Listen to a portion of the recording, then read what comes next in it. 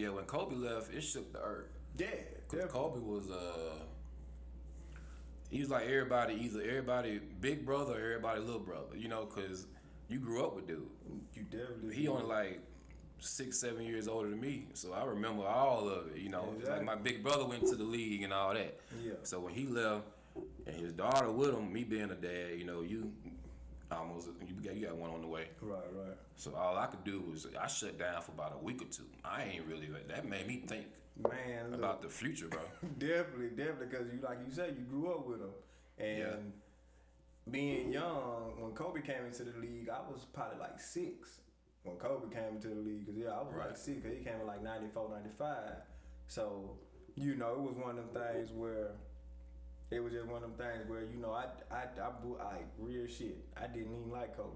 And when I say I didn't like Kobe, Me neither. I hated him. because he was, you know, He was too good. He was good. And Right. it wasn't negative, like I never been negative, like I want to see him hurt or nothing. It was just like, man, this weak ass dude. Right. Man, he pass the ball. He got the best franchise. He got Bro. Shaq. He ain't never hurt. Bro. I couldn't stand. I was like, You know man, what? this Listen, man but I here. liked him when he was with Shaq.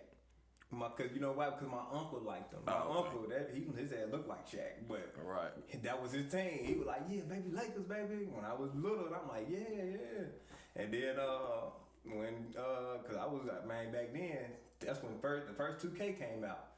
When the Lakers was winning and shit, that's when the fucking Dreamcast dropped. So he was the only dude I knew had a Dreamcast. So that's when 2K came out, and I was playing with them on 2K, and they was like the best team ever. But hell yeah, man. So but when he died, it's like I started liking him after a while. When I started seeing how great he really was, like when I got older and was like, man, that motherfucker hard. He hitting shots, hands in his face. Yeah, 3-4 hands. He's spinning around, flying out of bounds. I'm like, man, get this dude out of here. Yeah, exactly. You know what I'm saying? Exactly. But you know, you can't, as much as you probably was like, man, I'm rooting for the other team. Man, the greatest. That's how I became like a LeBron fan. Right. Low key, like. Yeah, you can't really hate on LeBron. Hey man, like damn, y'all still talking bad about him? Hey man, look, he cold, you know. Right. It's just one of them things. So for somebody that great or whatever, somebody we watched and somebody so loved, because the boy loved in China. I don't think he loved more in China than he loved because, man, I didn't see video with them tattooing and like I saw it's a trucking company that got 24, yellow and gold 24 on the back of all their doors on their trailers. I said that's cold blooded, like you know. So man, yeah, like I say, when 2020 started off with that, and it was like damn, and it made me sadder with his daughter. It was like the greatness that she was, how great she was gonna be playing ball like her daddy, and we can only imagine now. But yeah, man. So yeah, Kobe. Yeah, that was a dagger, bro. Yeah. You know, it made everybody really start thinking about, like they call it a Mamba mentality. You got to put everything into.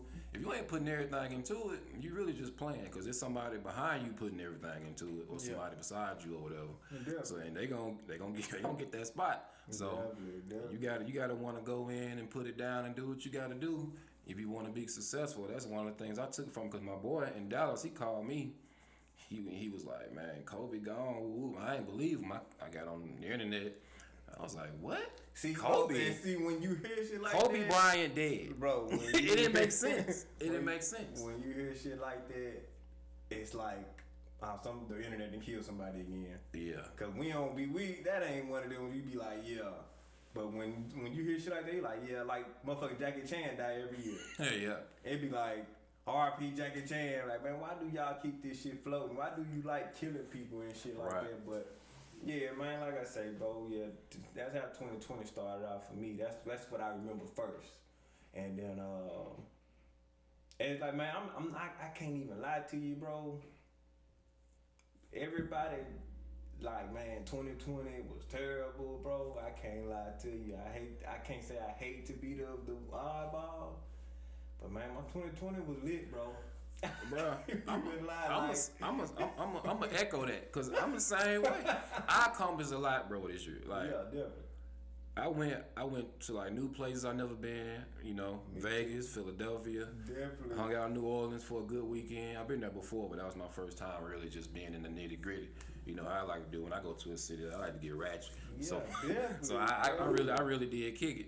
And then you know I did a couple other things and like the podcast and Man, you know look. it's just you got to make moves because when the COVID hit, what we're about to talk about next, when coronavirus hit, I got a second job. I said, oh, they won't catch me slipping. Right, definitely. I ain't trying to get nobody $900 a month because you don't know how long that's gonna last. No, So I jumped into another. I got a second job, put my head down for like 3-4 months and started stacking.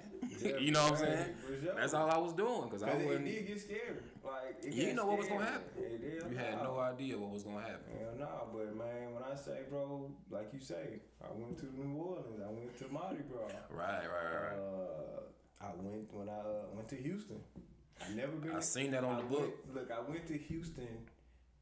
And normally I done been to Houston before on some truck driving shit, but not on no kiddie shit. Right. Man, when I say, man, look, I love Houston, bro. Like, that shit was straight good vibes. And this is when Texas opened back up. Mm-hmm. So it was like, when the second weekend they opened back up, I was down there. So you talking about Turkey Leg Hood, all that shit was booming, and it was just a good vibe, man. And after that, went to Chicago. That ain't nothing new, but it was still good vibes there for the 4th. Then went to Vegas for my birthday. So it was like, damn, like, Right. I'm kicking it. I'm talking about, bro, I'm kicking it the whole damn. I ain't gonna lie, I did too. I ain't do too much, you know, what's it Yeah, called? 'cause Social distance. I was I was just out, but I was. It was you a know, vibe, bro. Like, if It you was. ain't never been, Right. that first time it's like, damn, this shit nice. Like, you know, you still strip and you can go to strips and, you know, see people and everybody out kicking it. It's like, man, look, this nice. So yeah, bro, like you say, man, 2020 was terrible for some, but I ain't gonna lie, I capitalized off of it. But like I say, I just don't like to talk. Me personally, we say 2020 because that's how time set up. We look at time as a section. Mm-hmm. So when we say, man, 2020 over, it's about to be 2021, we're gonna be good. Look, man, I don't look at it like that because once you come up out the calendar, it's just gonna be a time. Yeah. Like, just stop. It never stops. Exactly. So we gotta, like, when we be like, we got this mindset that just cause that time gonna say 1/1/2021. Everything gonna magically get better. Man, and that's what's gonna hurt people. But I think the only thing you can change is your mindset. Exactly. But like you just said, I always felt the same way. Like right to this day, I sleep with my alarm clock away from me, cause I can't go to bed at night knowing seeing the time. It's like I just get anxiety. I just be laying there like, Yeah. cause I gotta go to work. I gotta go get my daughter. I gotta go do this. I gotta go hustle. So it's like, and after a while, you be like, man, why am I even? I just turned it around. Ever since I did that, I just started sleeping better because I don't think about it. Yeah, exactly. But I do try to just change my mindset, and that'll help you a whole lot in the long run. I had to learn that though. Man, That took a while for me to get through because I was dealing with that for a minute. right. Because these days be flying by. It's been over 10 years since I known you already. Right. And that boy, You know what I'm saying? crazy. You was a baby face. You know what I'm saying? I was like, you know, you meet people and you be surprised how fast time go. Yeah. So yeah, as far as coronavirus go, it's gonna get better. I think mostly it's all about, it's a little bit overdrawn, it's a little bit exaggerated, but I think I'm gonna stay positive on that one because I don't want to see the economy crash, and people need jobs out here. You can't do So, nothing but. we gonna always hope for better on that one. Yeah, exactly. But that's out of our control though, because all you can do. Alright, is let me just- ask you a question. What up? What you feel about the vaccine? You gonna take it? Nah, but I ain't never took a vaccine in my life. Yeah. I never had a flu vaccine. Yeah. Well, you know, they give you stuff when you little, you ain't got no choice. When you little, or you yeah, can't be yeah, around yeah. other kids. Unless but- you know, but it's, I know a guy, they Muslim though. You know, his parents didn't conform to that. Right. So he ain't never been vaccinated. He straight natural. So when I heard that, cause you know you gotta sign papers for that.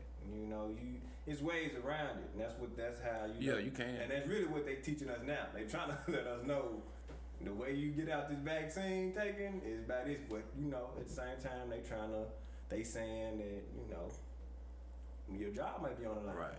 Some jobs might require it, but at the same time, it's a bunch of people that's not gonna take it. It's a bunch of people who like, man, I'm not taking that. Yeah, not just jobs. You know, the government bought Uber. Oh yeah. So you know you might not get an Uber ride no more if you ain't been back. It can go. As far as it can go transportation. You might not get on a flight. You probably can't travel nowhere. Man. It's gonna get crazy.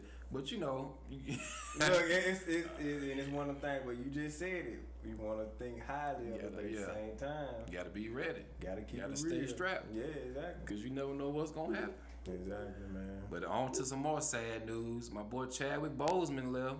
Man. You know, we know him. He played a lot of the influential black people. You know, even the fake people like Black Panther. Man, look. We love him for everything he put down. And I say this, man. I was talking to a guy about this at work. He was trying to. I ain't gonna say demean the man, but at the same time, how can he demean Chadwick Boseman? Because he trying to say he didn't nobody know him. Oh, stop. Until the Black Panther. And I said, man, that man played some of the greatest black characters in this world. That man played Thurgood Marshall. He played Jackie Robinson, James Brown. You know, so when you talk about them, it's like, man, he done played some top dudes. And I ain't gonna lie. That James Brown was iffy because the iffy part was, man, before we even seen it, we like, man, this man playing. Like, cause we can't think of nobody where we never seen him act out of character. Like, we seen him be him or whatever, but at the same time, talking about act out of character because James Brown ain't like nobody else. Like, you can't find a James Brown on this earth. Eccentric dude. So. Exactly. So when he did it and he killed it, it was like, this man ain't nothing to play with. For real. Yeah, man. Yeah, that was, man, that was sad, but I ain't gonna lie, he was. His new movie, Ma Mabry's Black Bottom, bro. I don't know if have you seen it. I definitely seen it, bro. He put it down in that movie. Man, look, bro, and it ain't one of them movies to where it ain't one of them simple movies to where you just gonna watch it and understand it. You gonna have to know something to like it's history. A lot of Yeah, it's like to understand what was going on at that time, and you know, man, it was serious. You know, after a while, like you know, that's why I see like man, like Louisiana for example. I jump off subject, but man, all we had was like our word back in the day. So it's like, man, he took that serious to say, hey, man, y'all gonna play my song. We gonna let me record. And the fact that them black dudes didn't take him serious. And what happened, it was like, so I ain't gonna tell the movie, but man, I was just down in Louisiana. And they man, look, we can tell why religion is so deep in the South compared to going up north or going over east. Or even going west. Religion is deep and real in the South because this is where like a bunch of slavery happened. Even when slavery was over, it was still happening. And after a while, that's all we had to believe in. So when you see stuff like that and how he acted in that movie compared to like what he took so serious. When somebody playing with, like, say, they was like, this is dreams, to be honest with you.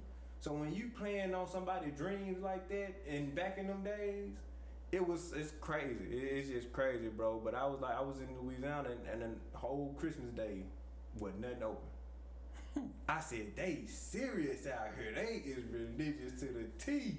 And I said, I'm starving. I'm eating dip and chips from the gas station. I'm hungry as hell. But that, like I say, them times, man, just come here, just really did migrated to this time here. We just gotta know history to look at that, watch that movie and say, oh, okay, that's because anybody just watch that movie with a naked eye gonna be like, man, I don't know why he did that. Man, look, don't you play with motherfuckers. A lot of mistakes get made just off not even what you did, but what I went through before you even had did that. Right. And the whole step on my shoe concept goes way back to the juke joints. What my granddaddy used to tell me about People get killed for less than that. You know what I'm saying? Man, look, and what we doing today? Right, it's the same thing. Come on, and then y'all done already made him mad. Come on, right. Listen, y'all done You broke, with this and you man. broke his heart. Bro, A broken heart, man. We only got cripple back anybody. then. They didn't have too much to hold on to. Exactly. So when he got them, it was like you crushed his dream right in front of him. Come on, man. So yeah, man. Yeah. Like I say, man, he did his thing while he was alive, man. And the fact that he's doing all this battling cancer, it says something. It says something. It's like, man, look, you strong, man. That's just strong, man. He put it all out there. And then some people like to say, man, he should have took a break, and took care of himself. Whoop de whoop, but man, look, we can do the woulda, shoulda, coulda, but. It is what it is. We can't. I don't never try to tell another man how to live his life because he might not. He probably can accomplish more in 40 years than somebody else might get in 80.